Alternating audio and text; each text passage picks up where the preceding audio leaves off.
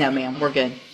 Mr. Kimler, you've got Gabrielle Smith. Here we go. Judge West faces off with Gabrielle Smith accused of assaulting a peace officer. But before you judge her, wait till you hear how deep this story gets and why Bond becomes the battleground today.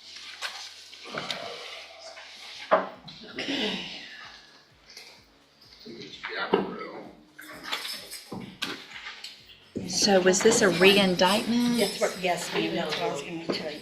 Is it going to show up here? It says it was. Let me show you.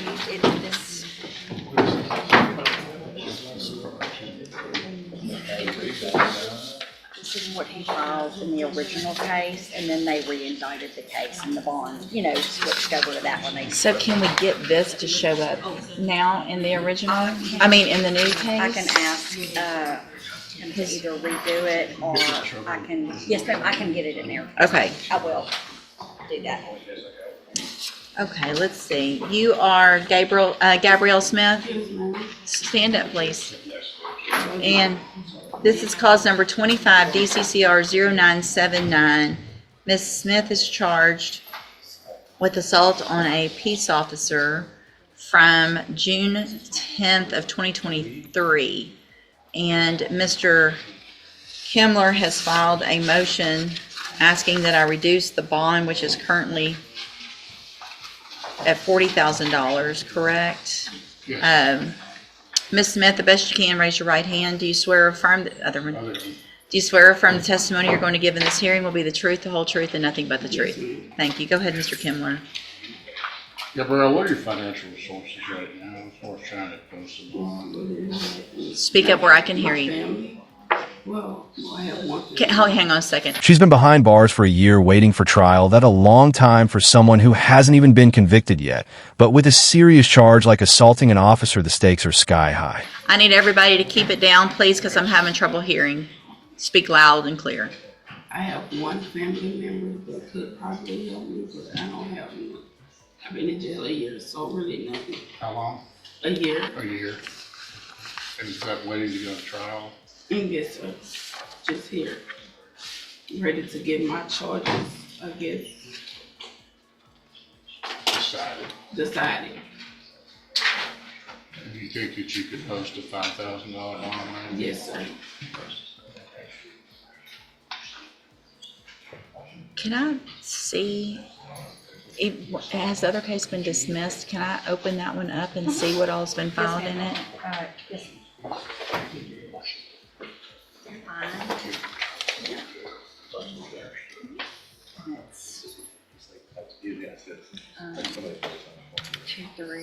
Yeah, but 23D 60 or 1030.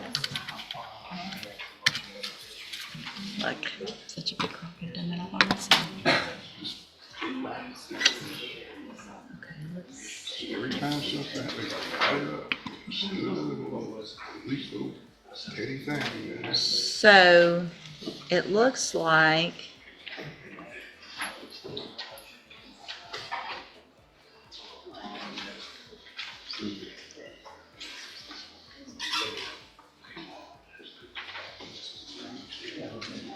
okay, there was back in February of 2024, there was a bond forfeiture, and so the bond was raised because of that. Then it looks like there was a motion for me to reduce the bond, which I did. In October of 2024, I reduced the bond to $10,000. Here's a key point. Bond isn't a punishment. It's a promise to return to court. But when someone misses court dates or breaks conditions, the judge can crank that number up fast. And then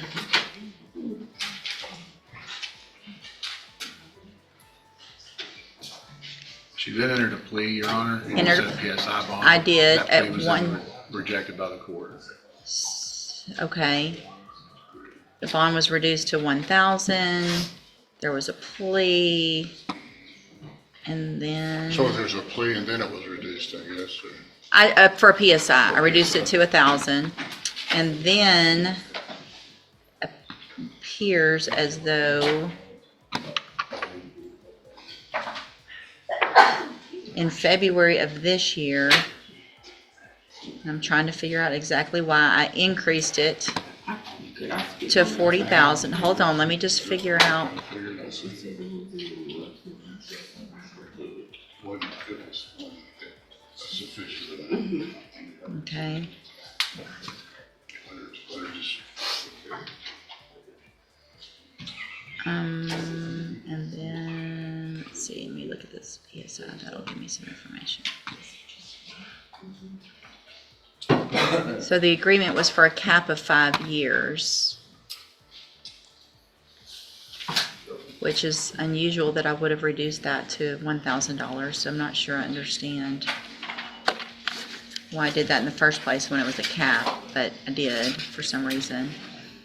And that pre-sentence report,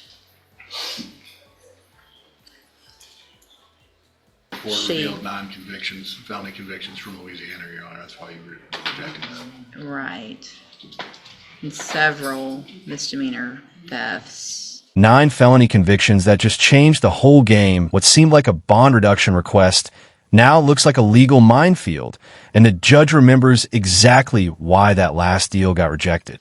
And a revocation. Been to prison in Louisiana.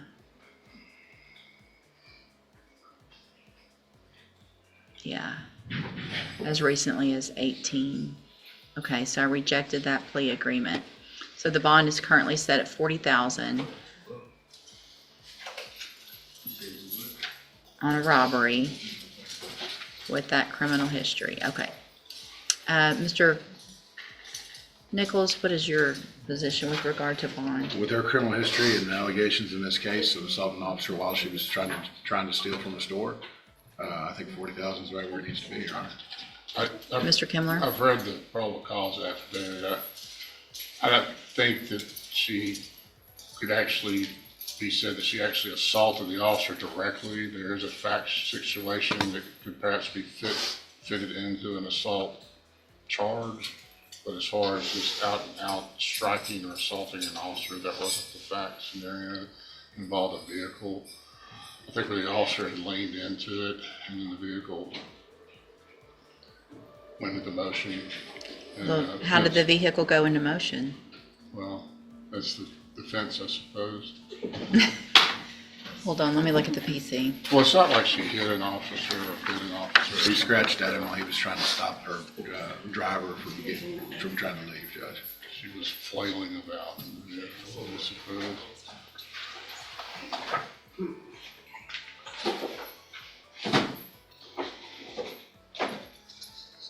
So over here in a car with a paper tag from Louisiana, which is where all the other criminal history is.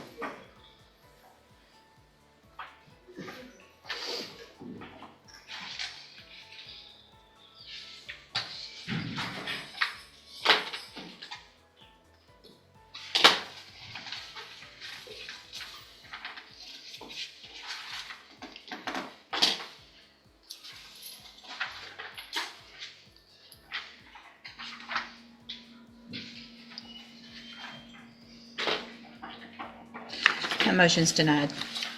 Okay, we've got a speedy trial, I guess, so we need it tried. We're in the 252nd, everything's speedy. All right, It will be placed, I mean, is it, it wasn't on the trial docket. I mean, if you want to do a rejection, if you've done all Well, the, I guess if this court has rejected the plea offer, then And there it is, motion denied, no bond reduction, no mercy today. The courtroom goes silent as the judge lays out just how severe this charge really is, 2 to 20 years if convicted, and that's before enhancements. the 5-year cap. do y'all want to negotiate any other? Do you want me to just move it to the trial? You can take 8 Take 8. You want me to do a rejection? and still be in. Yeah, if you'll do a rejection of whatever that offer is, that way I have a paper trail of why it's on the trial docket. Okay, again, you're Gabrielle Smith. And Ms. Smith, in cause number 25, DCCR 0979, you're charged with a second-degree felony offense of assault on a peace officer from June 10th of 2023. What that means is if you go to trial and you're found guilty, the range of punishment would be between 2 years and up to 20 years in prison. Do you understand? Yes, ma'am. Judge, And I think- nothing's been filed at this point, but I know the number of prior she has and a note on the file that the priors have been ordered, I do anticipate there'll be a notice. I forget if it's Mr. Smith or Mr. Muffino, but I know they intend to enhance it. So I want to make sure you also understand, and I'm going to make a notation on here. If any of those prior offenses out of Louisiana, the felonies, were at different times, and one conviction happened and then another conviction happened later, that means you could be considered a habitual offender and with a minimum punishment of 25 years in prison, up to 99 years or life in prison. Do you understand? Yes, ma'am. Also, just in case they're not one after the other, if you have one prior felony conviction, then, okay, it doesn't do anything. Right, this is a second. All right, so if you have two sequenced, it would make you habitual. Do you understand? If she has one, it would boost her up to a first. Yes, sorry. So if you have I'm one. still not understanding what they mean. Okay, so listen very carefully.